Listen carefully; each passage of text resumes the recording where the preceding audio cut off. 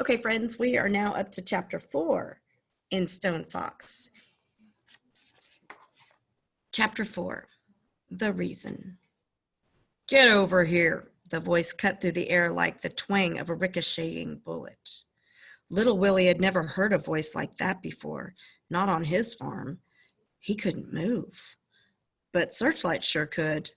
The owner of the voice barely had time to step back into the house and close the door. Searchlight barked and snarled and jumped at the closed door. Then the door opened a crack. The man stood in the opening. He was holding a small derringer and pointing it at Searchlight. His hand was shaking. "Don't shoot!" Little Willie yelled as he reached out and touched Searchlight gently on the back. The barking stopped. "Who are you?" "Name's Clifford Snyder, state of Wyoming," the man said with authority. He opened the door a little farther. The man was dressed as if he was going to a wedding. A city slicker. He was short, with a small head and a thin, droopy mustache that reminded Little Willie of the last time he had drunk a glass of milk in a hurry.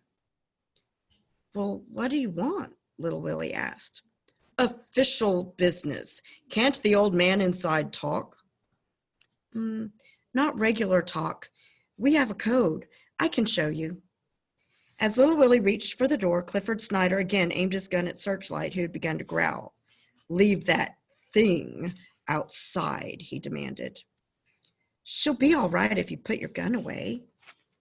"No." "Are you afraid of her?" "I'm not afraid." "Oh, dogs can always tell when someone's afraid of them." "Just get in this house this minute," Clifford Snyder yelled, and his face turned bright red.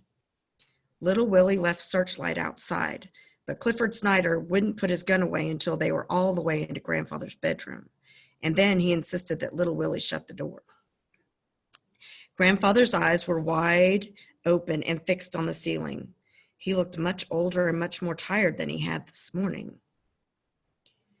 "You're no better off than other folks," Clifford Snyder began as he lit up a long, thin cigar and blew smoke toward the ceiling. "And anyway, it's the law, plain and simple." So here's the picture of that ugly man, Clifford Snyder, on the porch, aiming a gun. Mean old man. Little Willie didn't say anything. He was busy combing Grandfather's hair like he did every day when he got home. When he finished, he held up the mirror so Grandfather could see. "I'm warning you," Clifford Snyder continued, "if you don't pay, we have our ways. And it's all legal, all fair and legal. You're no better than other folks." Do we owe you some money, Mr. Snyder?" Little Willie asked. "Taxes, son. Taxes on this farm. Your grandfather there hadn't been paying them." Little Willie was confused. Taxes? Grandfather always paid every bill and always on time, and Little Willie did the same. So what was this about taxes? Grandfather never mentioned them before. There must be some mistake. "Is it true?" Little Willie asked Grandfather. But Grandfather didn't answer. Apparently he had gotten worse during the day. He didn't move his hand or even his fingers. "Ask him about the letters," piped up Clifford Snyder. "What letters?" "Every year we send a letter, a tax bill, showing how much you owe." I've never seen one," insisted Little Willie. "Probably threw them out." "Are you—" began Little Willie, and then he remembered the strong box. He removed the boards and then lifted the heavy box up onto the floor. He opened it and removed the papers.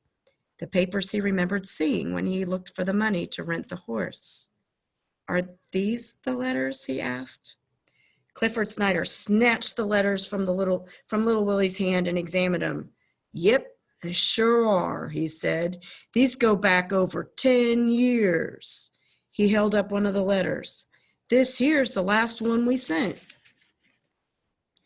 Little Willie looked at the paper. There were so many figures and columns and numbers that he couldn't make any sense out of what he was looking at. "How much do we owe you, Mr. Snyder?" "Says right here, clear as a bell." The short man jabbed his finger at the bottom of the page. Little Willie's eyes popped open. $500? We owe you $500? Clifford Snyder nodded, rocking forward onto his toes, making himself seem taller. And if you don't pay, he said, I figure this here farm is just about worth. You can't take our farm away, Little Willie screamed, and Searchlight began barking outside. Oh, yes, we can, Clifford Snyder said, smiling, exposing his yellow, tobacco-stained teeth. Here's Willie, having opened the box and seen the letters that he'd ignored before. And that conveniently brings us to the end of this chapter. Stay tuned.